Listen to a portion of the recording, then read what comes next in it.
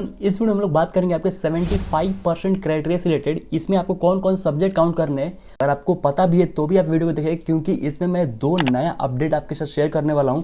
एक आपका IITs के लिए और दूसरा आपका NIT प्लस सिस्टम के लिए। बहुत सारे लोगों को तो पता है कि दोनों के लिए सेम है, लेकिन ऐसा नहीं है, इसमें थोड़ा सा ट्विस्ट है। ठीक है, आपको जानना जरूरी है। अगर आपका 75% क्राइटेरिया अगर इस केसेस में नहीं पूरे होते हैं, तो अगर आपके 75% क्राइटेरिया इन सारे सब्जेक्ट को भी काउंट करके अगर फुलफिल होता है तो भी आप NIT प्लस सिस्टम के लिए एलिजिबल हो जाओगे। डेफिनेटली IITs के लिए नहीं एलिजिबल होगे। ओके, तो जरूर देखिएगा, आप चाहे आपके स्टेट बोर्ड हो चाहे CBSE बोर्ड हो, इन दोनों ही केस में, ठीक है, कोई भी बोर्ड हो, आपको सारे ही केस में आपको यही सारे सब्जेक्ट काउंट करने हैं जो मैं बताऊंगा। दो केसेस है, ठीक है। अगर आप कोई भी केसेस फुलफिल करते हो तो आप डेफिनेटली एलिजिबल होगे पर्टिकुलर NITs या फिर IITs के लिए, ठीक है। तो डेफिनेटली वीडियो को लास्ट तक देखिए, और अगर आप चैनल पर नए हैं तो सब्सक्राइब कर लीजिए। आने वाले टाइम में आपके काउंसलिंग में बहुत सारे हेल्प करने वाले हैं। आपके जब भी आपका रजिस्ट्रेशन स्टार्ट होगा नवंबर में, तो इससे रिलेटेड सारे वीडियो सारे अपडेट्स आपके साथ शेयर करेंगे। जो लोग भी अभी तक ग्रुप नहीं ज्वाइन किए वो लोग ज्वाइन करके रखिए, क्योंकि वहाँ पे आप डायरेक्टली मेरे को मैसेज करके आप अपने डाउट्स पूछ सकते हो, ठीक है। तो नीचे डिस्क्रिप्शन में लिंक शेयर किया हूँ, वहाँ जाकर ज्वाइन कर लीजिए। तो पहली बात कि आपके 75% क्राइटेरिया में आपको बहुत सारे लोग ये मेजर डाउट है कि क्या भाई स्टेट किस मतलब स्टेट बोर्ड और जो CBSE बोर्ड है उनके लिए अलग अलग होता है क्या, मतलब कि उनके लिए अलग सब्जेक्ट काउंट करना होता है या फिर उनके लिए अलग होता है। नहीं, ऐसा नहीं होता है।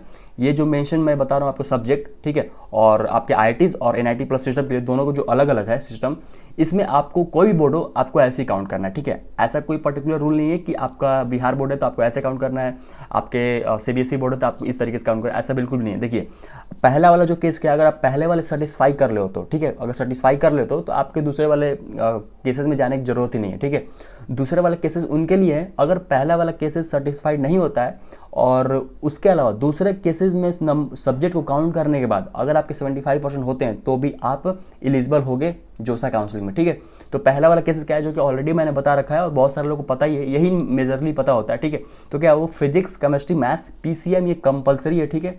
उसके बाद चौथा सब्जेक्ट जो है वो कोई भी लैंग्वेज हो सकता है, कंपलसरी नहीं है कि आपका इंग्लिश ही हो। बहुत सारे लोगों को मेजर डाउट है कि भाई जोसा काउंसलिंग की वेबसाइट पे या फिर बहुत सारे उनके टीचर्स या ऐसे जो भी सुने होंगे कि इंग्लिश कंपलसरी है। ऐसा बिल्कुल भी नहीं, English is not an compulsory subject in counting 75%, ठीक है। तो आपको क्या करना है, एक लैंग्वेज सेलेक्ट करना है। वो लैंग्वेज इंग्लिश भी हो सकता है, हिंदी भी हो सकता है, कोई रीजनल लैंग्वेज भी हो सकता है जिसमें आपका हाईएस्ट मार्क्स हो, ताकि आपका जो 75% क्राइटेरिया हो आसानी से फुलफिल हो जाए, ठीक है।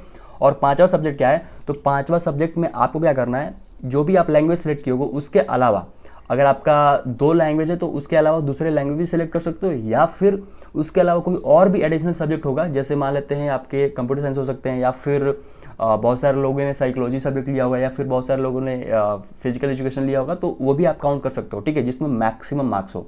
तो क्या हम लोग 2 लैंग्वेज काउंट कर सकते हो, तो बिल्कुल आप 2 लैंग्वेज काउंट कर सकते हो, कोई दिक्कत नहीं है। आई होप आपको यहाँ तक तो क्लियर होगा।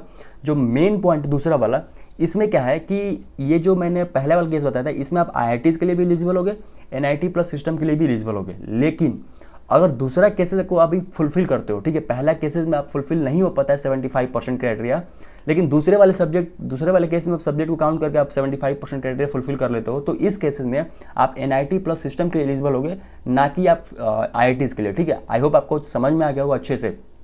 तो IITs के लिए एलिजिबल इस केसेस में नहीं होगे, समझ में आया। तो ये इसमें कौन कौन सब्जेक्ट है, देखो, फिजिक्स, मैथ्स, ठीक है, और तीसरा सब्जेक्ट में अगर आपने बायोलॉजी से किया है या फिर बायोटेक्नोलॉजी से या फिर कोई एक टेक्निकल वोकेशन सब्जेक्ट हो सकता है, ठीक है। तो इन तीनों में से कोई भी एक सब्जेक्ट हो जिसमें मैक्सिमम मार्क्स हो, केमिस्ट्री की जगह आप इसको चूज कर सकते हो, ठीक है। केमिस्ट्री चूज करो तो डेफिनेटली आप पहले वाले केसेस में लाई कर जाओगे, तो ये केमिस्ट्री की जगह ये ऑप्शन है आपके पास। और चौथा और पांचवा दोनों सेम है, जैसा कि मैंने पहले केस में बताया। तो चौथा केस में आपको क्या करना है, आपको कोई भी एक लैंग्वेज सेलेक्ट करना है जो भी मैक्सिमम मार्क्स हो, और पांचवा हो सकता है कोई other subject other than 4। I hope आपको अच्छे से क्लियर हो गया होगा। कोई भी डाउट होता है मेरे को जरूर डेफिनेटली कमेंट करके बताइए, या फिर आप ग्रुप ज्वाइन करके मेरे को मैसेज कर सकते हो वहाँ पे। Okay, so thank you so much for watching the video.